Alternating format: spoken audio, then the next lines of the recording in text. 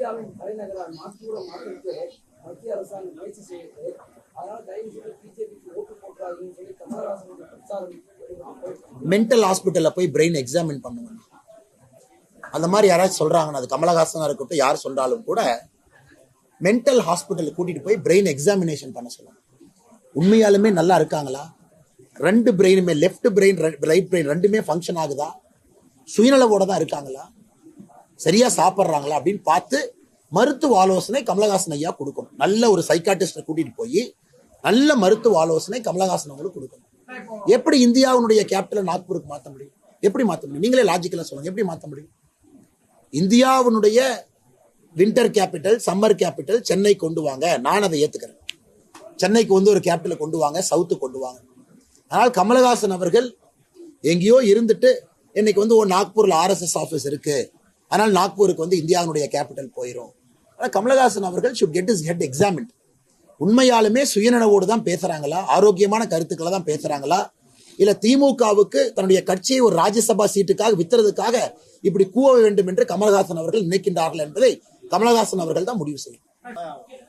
4 கோடி பணம் வந்து நயினார் நாகேந்திரன் சம்பந்தப்பட்ட பணம் பிடிக்கப்பட்டதா எதிர்கட்சிகள் வந்து குற்றச்சாட்டு வச்சிருக்காங்க. அதே சமயம் அதற்கு வந்து மாநிலத்தில் வந்து பதில் கொடுக்கணுங்கிற கோரிக்கை வச்சிருக்காங்க.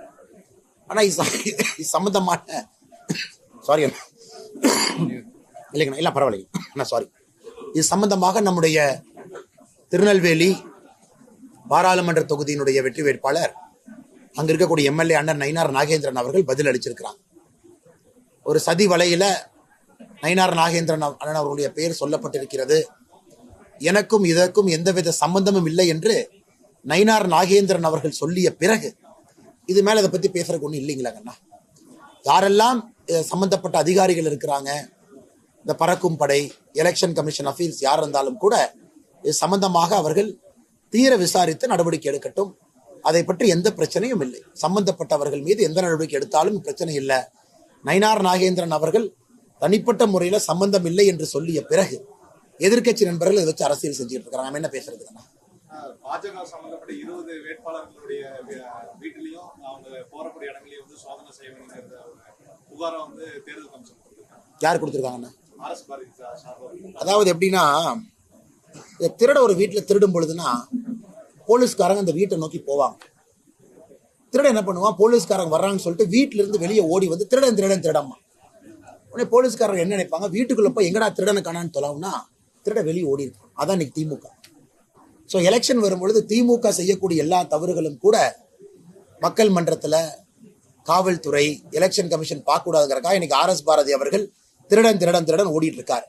ஆனா உண்மையான திருடன் திராவிட முன்னேற்ற கழகம் என்பது தெரியும். கோயம்புத்தூர்ல 85 வயசுக்கு மேல ஓட்டு போட்டா திமுக என்ன கொடுக்குறாங்க, தோடு, தங்கத்தோடு, 2000 ரூபாய் பணம். அடுத்து இன்னும் 10 நாட்கள்ல வரக்கூடிய இலவசங்களை கோயம்புத்தூர் மக்கள் பார்க்கத்தான் போறாங்க, தமிழ்நாடு முழுவதுமே. அதனால் பணத்தை பற்றி பேசுவதற்கு ஒரு தார்மீக உரிமை ஒரு கட்சிக்கு இல்லைன்னா அது திராவிட முன்னேற்ற கழகம். 40 நாட்கள் பத்திரிகையாளர்கள் பின்னாடி பூதக்கண்ணாடி வச்சுட்டு கூடி வரலாம் அப்படிங்கிற ஒரு ஸ்டேட்மெண்ட் நேற்று நடந்த சர்ச்சைக்கான முக்கியமான காரணம். பத்திரிகை நண்பர் வந்து நம்முடைய IT விங் ஒருத்தரை வந்து தாக்குறார், வாக்கி டாக்கியை உடைக்கிறார், கெட்ட வார்த்தையில் ஆபாசமா பேசுறார். அது தவறு. என்னை பொறுத்தவரை அவர்கிட்ட மன்னிப்பு கேட்கணும். 1 to 1 யார் அந்த பையன் இருக்கான், அந்த தாக்கப்பட்ட பையன் யாரு, 1 to 1 கேட்டு நீங்க பிரச்சனையை முடிச்சுங்க. ஏன்னா என்னுடைய டீம்ல ஒருத்தவங்க இருக்காங்களா, அவங்களை காக்க வேண்டியது என்னுடைய பொறுப்பு, அது என்னுடைய பொறுப்பு. இது மட்டும்தான் சண்டை காரணம். அவங்க அதுக்கப்புறம் வந்தாரு, பேசினாரு, அந்த பையன்கிட்ட பேசிட்டு போயிட்டாரு, அதோட பிரச்சனை முடிஞ்சிச்சு, அவ்வளவுதான். பட் என்னை பொறுத்தவரை பத்திரிகை நண்பர்களுக்கு சுதந்திரம் இருக்கு.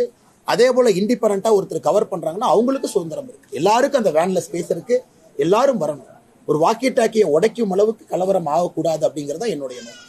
தமிழக காவல்துறை பாஜக நிறைய சப்போர்ட் பண்ணுது அப்படின்ற மாதிரி அதிமுக வேட்பாளர் மறியல்லாம் பண்ணாங்க. யார மறியல் பண்ணாங்கன்னா, MT காரை சுத்தி உட்காந்து, டயரை சுத்தி உட்காந்து மறியல் பண்ணிட்டு இருந்தாங்க. நான் ஏதோ ஒரு பாயிண்ட்ல பிரச்சாரம் பண்ணிட்டு இருக்கேன், நம்முடைய MT வெஹிக்கிள் பின்னாடி வந்துட்டு இருக்கு, நான் ஜீப்ல பிரச்சாரம் பண்ணிட்டு இருக்கேன். இவங்க MT வெஹிக்கிள போய் டயரை சுத்தி உட்காந்து 10 பேர் ரோட்ல படுத்துங்க, நான் என்னென்ன பண்ண முடியும்? காவல்துறைக்கு அதுக்கு என்ன சம்பந்தம்? ஏன் பாயிண்ட் 5 பாயிண்ட் முன்னாடி இருக்கு. ஒரு வண்டிக்குள்ள வேட்பாளர் இருக்காங்களா இல்லையான்னு கூட தெரியாம வண்டியை சுத்தி வச்சா நான் என்ன பண்ண முடியும்? அந்த பகுதியில நான் இல்ல, நான் இன்னொரு பகுதியில் இருக்கேன், ஓப்பன் ஜீப்ல பிரச்சாரம் பண்றேன். என் வண்டி எனக்கு பின்னாடி 5 கிலோமீட்டருக்கு பின்னாடி இருக்கு. ஸோ இந்த அளவுக்கு தான் மக்களுக்கு அறிவு இருக்கு, நான் என்ன பண்ண முடியும்? டயர் சுத்தி பண்றீங்கன்னு சொல்றீங்க இல்லையா? ஆமா, டயரை சுத்தி தான் உட்கார்ந்தாங்க. டயரை சுத்தி தான் உட்கார்ந்தாங்க. ஏன்னா வண்டியில 4 டயர் இருக்கு, டயரை சுத்தி உட்கார்ந்தாங்க. இதுல என்னென்ன இருக்கு? உண்மை தானே சொன்னேன். அதுல கீழே படுத்து 2 பேர் புரண்டுட்டு இருந்தாங்க, 2 பேர் எந்திரிச்சாங்க, 2 பேர் சுத்தி வந்தாங்க.